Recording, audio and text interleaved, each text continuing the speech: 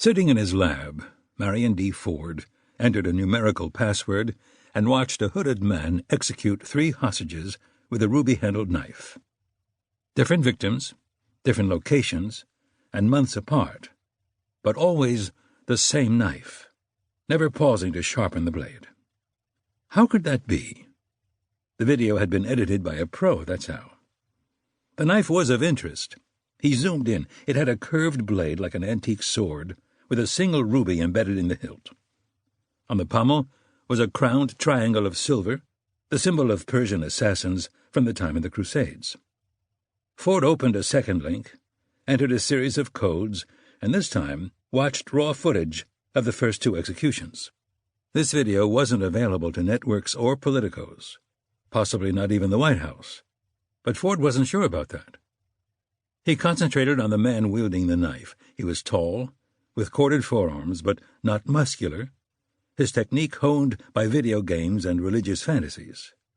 He was a Muslim convert via Chicago, no name provided. An egomaniac, Ford thought, who played to the cameras but revealed himself in scenes that would be omitted, one where he used a cleaver. Another, an adolescent yowl when he lofted his trophy, a severed head. Weird, the sound he made. A wild warble produced with a fluttering tongue like crows trapped in a cave. There were 2 cameras from different angles, video rolling throughout. The third video was different. The cameras had been paused several times, yet their POV remained unchanged. The scenes were choppy and sometimes blurry, which wasn't typical of raw footage. That struck Ford as odd. Digital cameras had autofocus.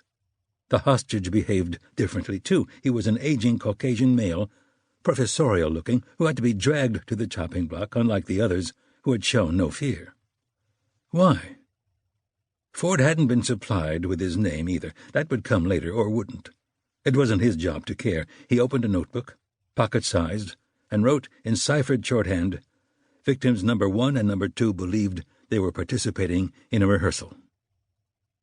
He erased and revised, believed they were participating in another rehearsal, then paused to reflect before adding, "Victim number 3 might not be dead." He made more notes while he watched the footage again. The link was time-sensitive. When the screen went blank, he rebooted his computer, a security precaution, before exiting the room, which contained rows of lighted aquariums, a microscope, shelves of beakers and chemicals, and on the counter a cylindrical plexiglass tank in which a dozen sea jellies pulsed. It was a moonless night on Sanibel Island, Florida, and breezy on this first eve in December. A good place to stand on the deck of a house built on stilts and piss over the railing into the water. A glittering stream that connected him briefly with the bay, 10 feet below. Back at his desk, he sent an encrypted message that read, "When?"